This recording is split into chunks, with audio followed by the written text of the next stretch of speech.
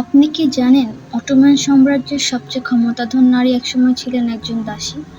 তিনি হলেন হুররাম সুলতান, যিনি রোকসালানা নামেও পরিচিত।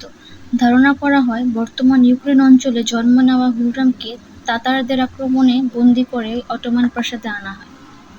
সেখানেই তার সঙ্গে পরিচয় হয় সুলতান সুলেইমানের। নিজের বুদ্ধিমত্তা, ব্যক্তিত্ব ও প্রজ্ঞা দিয়ে তিনি সুলতানের আস্থা ও ভালোবাসা অর্জন করেন। পরে সুলতান তাকে বিয়ে করেন, যা সেই সময়ে উসমানীয় রীতিতে ছিল অত্যন্ত বিরল ঘটনা।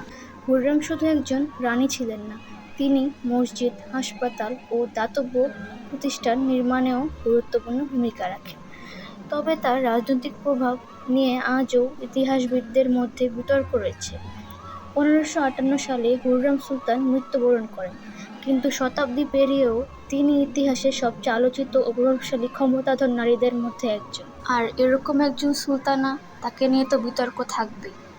এমন অনেক নারী আছে আমার মতো, যারা হুররেম সুলতানকে নিজের আইকন মনে করেন। ওই যুগটা এমন ছিল যে লড়াই না করলে বাঁচা যেত না। হুররেম তার সন্তানদের জন্য লড়েছে, নিজের জন্য লড়েছে, না হলে সে টিকতে পারতো না। হুররেম সুলতান সম্পর্কে এমন আরও সত্য ঘটনা জানতে আমাদের সঙ্গেই থাকুন। ধন্যবাদ।